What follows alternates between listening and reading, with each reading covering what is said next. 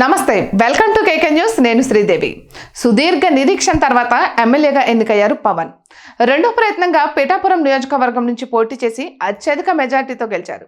కీలకమైన పంచాయతీరాజ్, గ్రామీణాభివృద్ధి శాఖ, పర్యావరణం, అటవీ శాఖ మంత్రిగా అవకాశం దక్కించుకున్నారు. డిప్యూటీ సీఎం హోదాను సైతం సొంతం చేసుకున్నారు. నిన్ననే ఎమ్మెల్యేగా ప్రమాణ స్వీకారం చేసిన ఆయన ఈరోజు డిప్యూటీ సీఎం హోదాలో అసెంబ్లీలో మాట్లాడారు. స్పీకర్గా చింతకాయల అయ్యన్న పాత్రుడు నియామకంపై మాట్లాడుతూ కీలక వ్యాఖ్యలు చేశారు. వ్యక్తిగత దూషణలతో, బూతులతో పవిత్రమైన అసెంబ్లీని అపవిత్రం చేశారని, దానిని అధిగమించి గౌరవ సభగా మార్చేందుకు అందరం సమిష్టిగా కృషి చేద్దామని పిలుపునిచ్చారు.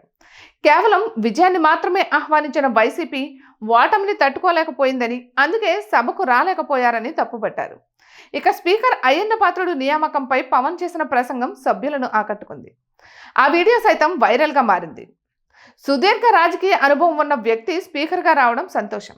ఇన్ని దశాబ్దాల్లో ప్రజలు మీ వాడి వేడి చూశారు. ఇవాటి నుంచి రాష్ట్ర ప్రజలు మీ హుందాతనం చూస్తారు. గత ప్రభుత్వం వ్యక్తిగత దూషణలతో రాష్ట్ర పురోభివృద్ధిని ఆపేసింది. భాష మనుషులను కలపడానికే, విడగొట్టడానికి కాదు.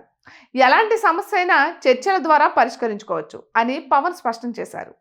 ఇక పవన్ ప్రసంగిస్తున్నంతసేపు సీఎం చంద్రబాబుతో పాటు స్పీకర్ అయ్యన్న పాత్రుడు ఆసక్తిగా విన్నారు.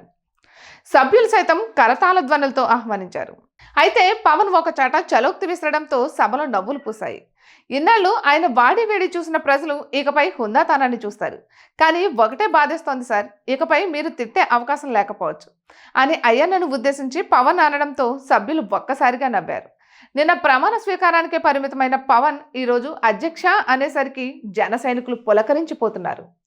రాష్ట్రం గురించి బాధ్యతగా మాట్లాడేసరికి ఆనందించారు. ఇది కదా ఈ రాష్ట్రానికి కావాల్సింది అంటూ పవన్ ప్రసంగాన్ని సోషల్ మీడియాలో పంచుకున్నారు. ఫోటోలు, వీడియోలు వైరల్గా మారుతున్నాయి. ఇటువంటి మరెన్నో వీడియోస్ కోసం కేకే న్యూస్ తెలుగు ఛానల్ని సబ్స్క్రైబ్ చేసుకోండి.